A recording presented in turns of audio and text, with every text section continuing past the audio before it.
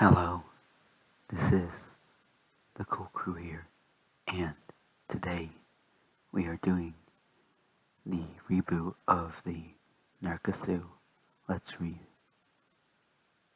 I want to do this reboot again because this is such a gripping story that I want to experience with you all, so that's why we're rebooting it. I'm going to start from scratch because the game didn't save my save file, even though it was probably corrupt. Anyways, let's start.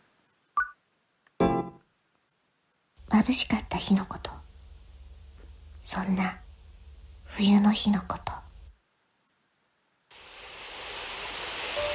かに幼い頃から丈夫な方じゃなかった。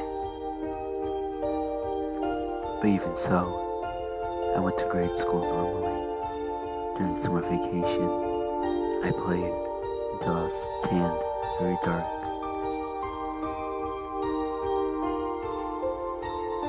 June, soon after entering middle school. The day after we ordered swimsuits for the swimming class that would start next month. That time was the first time I experienced being admitted into a hospital. Just a little before the first semester midterms, a day when the rain that started to fall felt awfully cold.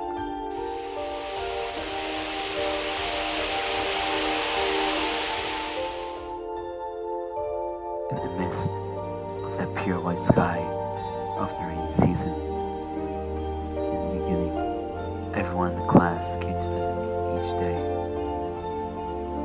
When I was discharged from the hospital during the weekends, they would come to my house to play. But that was just the beginning. Fall came, winter left, hospitalized, discharged, outpatient care, and then starting again with hospitalization. Classmates who once were called friends, at some point became acquaintances, and then turned to strangers. With each turning of the seasons, it seemed that I was disappearing from the memories. どうやらいい気がしないらしい。普通に生きている人にとって私の存在ってのは、だから消されたようだった。いくつもの季節を、白い梅雨空を誰とも言葉を交わす必要もなく過ごした。私の英語の教科書は1年生の中間テスト以降まっさらな状態だった。そこで私の時間も止まったらしい。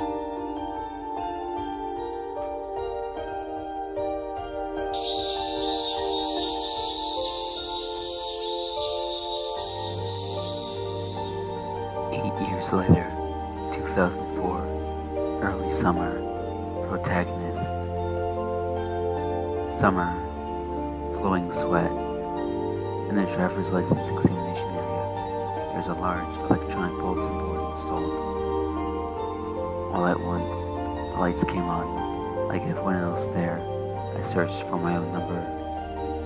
237, 237. Scanning among the mostly lit light panel, I found my own examination number.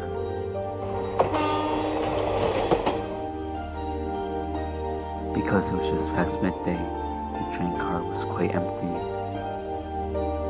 And in that empty car, I was on the way home from the examination center. In my left hand was the traffic regulations manual I just received. In my shirt pocket was the brand new license. With this, I'm also normally licensed, eh? I murmured somewhat seriously. I didn't feel any particular strong emotion. It's not like I want to drive cars, nor did I really have another purpose in mind. It was just people around me were going to the train center, and they recommended that I at least get a driver's license. That night, When I reported to my parents that I got my license, "Oh sure," was a short reply. As an experiment, I tried asking to borrow the car, and just as shortly came a "you can't." It wasn't like I had wanted to drive the car, but the responses were exactly as I had imagined. They were those sort of parents. The next day, upon waking up, my chest hurt, and so I was taken to the hospital. Normally, I had little to do with sickness. That was why waiting in the initial waiting room felt extremely boring. Finally, just when I thought the examination was over, this time I went to take x-rays and blood tests, was made to go. On top of that, for a long time, I was made to wait in boredom. Without noticing, I finished reading 3 books of jump manga in the waiting room and was reaching for a 4th. Just like that, I was made to do the paperwork for being admitted into the hospital. The brand new driver's license is still lay in my shirt pocket. It looked like the time for its debut was far off.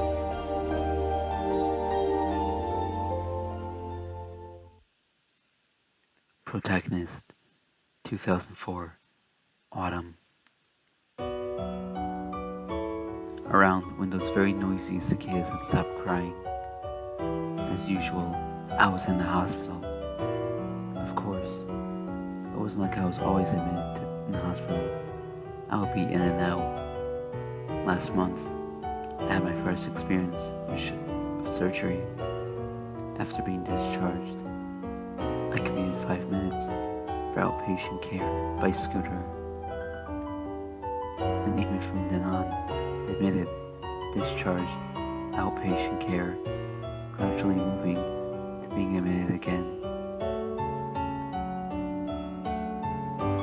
I didn't know anything about PET or ERISA, but I noticed through the comings and goings that a number of months have passed. In exchange of my decreasing appetite, the types and amounts of drugs increased. Even I could see with my own eyes that my strength was declining. My legs felt a bit thin, but that's not your imagination, the needle on the skin would tell me. And yet, I was looking at myself somehow objectively, as if watching a stranger, like looking at a single scene on television. And some things that happened to my body, my head couldn't keep up with them. The feeling that what was happening was real didn't arise. And so, even though it was supposed to be my own body, I could only watch myself from afar with cold eyes.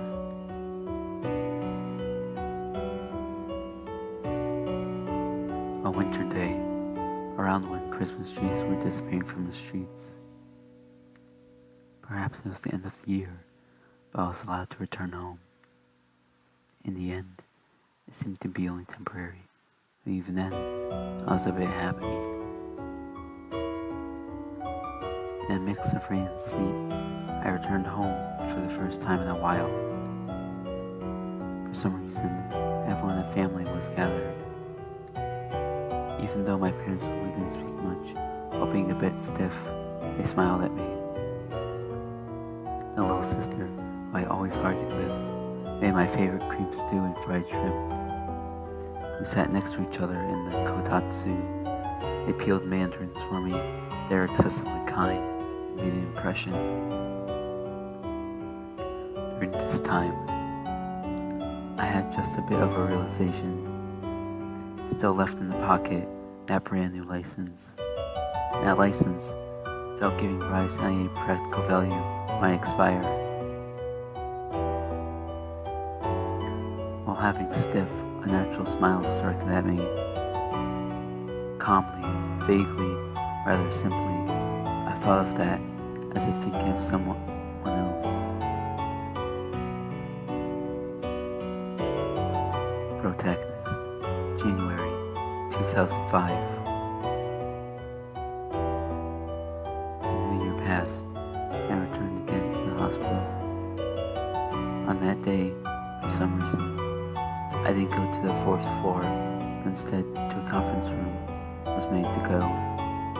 There, with my father and a doctor, I heard many things, was made to listen. There was that thing called notification, I guess.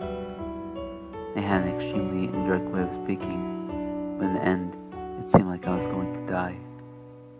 I see. And so, I was only able to reply with that. I couldn't find other words. From when I entered until I left the room, that was all that I said. Hearing my answer, the doctor quickly wrote with the ballpoint pen in his hand. Most likely, it was the paperwork for the hospice. To the very end, he was very businesslike. My father was very much the same. It was such a simple thing. That was my honest impression. And then, between that day and the next, I changed from the 4th to the 7th floor, from a 6-patient room to a single. And also, the 7th floor itself was a bit different from other floors. For one thing, the floors were sparkling. The ceilings were much higher, much more expansive. Inside the rooms, it was extremely clean. The large windows seemed designed to let in lots of sunlight. However, the windows only opened a tiny bit. When I tried measuring, it was just slightly smaller than would allow your head to pass through. Also, the color of the ID bracelets changed. Since the day I was made, a final bracelet was always wrapped around my wrist. Upon it was my name and blood type. That color had changed from blue to white. High ceilings, white vinyl bracelets, windows that can only open 15 centimeters. The day I was transferred to the 7th floor, it was when the boring New Year's programs were still being broadcast. The time I met her for the first time was also at the very beginning of the year. Narcissu 冬7回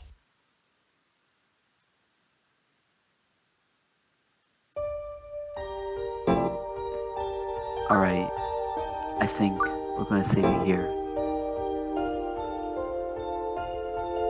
I hope you're enjoying it as much as I am enjoying it. Thank you so much for watching. Be sure to like this video if you enjoyed.